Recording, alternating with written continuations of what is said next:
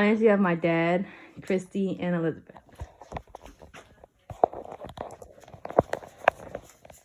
Dr. Seuss once said that to the world you may be one person, but to one person you may be the world. And organ donation allows that to be possible.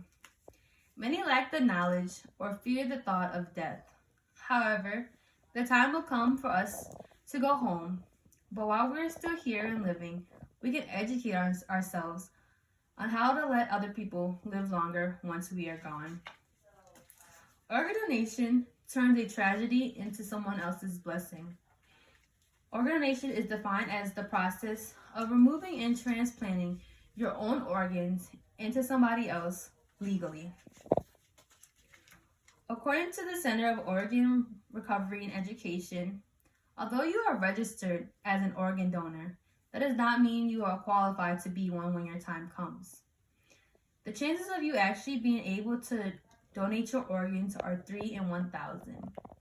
The statistics are so low because you must be brain dead in order to donate your organs.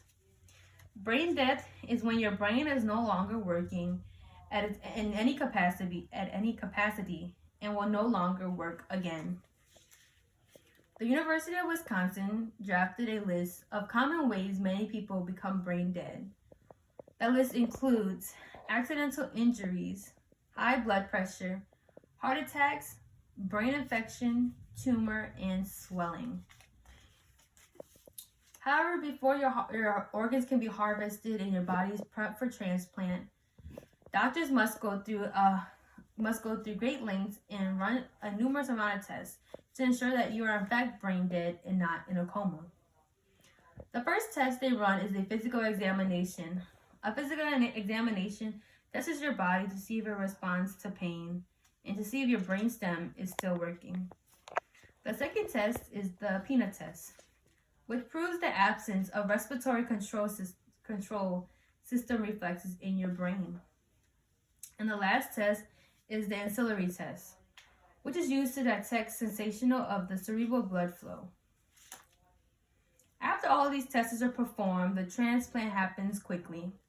Due to the buildup of carbon dioxide in your body, it naturally begins to decompose. Your heart and lungs are only viable for 6 hours after you are declared brain dead. The pancreas and liver are only viable for 12 hours, and your kidneys are only viable for 30 hours. After these time periods, your organs are no longer viable and are wasted. According to UNOS, over 113,000 people are on the transplant list. 8 people can be saved per body. 20 people die each day waiting for an organ transplant, and every 10 minutes another person is added. Another reason many shy away from organ transplant is because myths they hear and religious reasons. The first myth is that your family would not be able to have an open casket. This is false. When bodies come in and are prepped for organ donation, their bodies are handled very delicately due to the sacrifice that they are already giving up. Secondly, another common myth is that doctors will not save your life if you are an organ donor. However, this is in fact false. Your life is high priority when you come into the hospital. Organ donation isn't proposed until all life-saving measures have been exhausted. And lastly, religious reasons. Catholic, Protestant, Islam, and most branches of Judaism often view organ donation as a final act of love and generosity. For those other religions that I have not listed, many religions view organ donation as an individual decision. Organ donation is an act that can help so many people. You can save 8 lives per body that is donated. That is 8 lives less on the list. 8 people going home to their families, and 8 people who get to live another day. So before you decide not to register, consider and think about your family.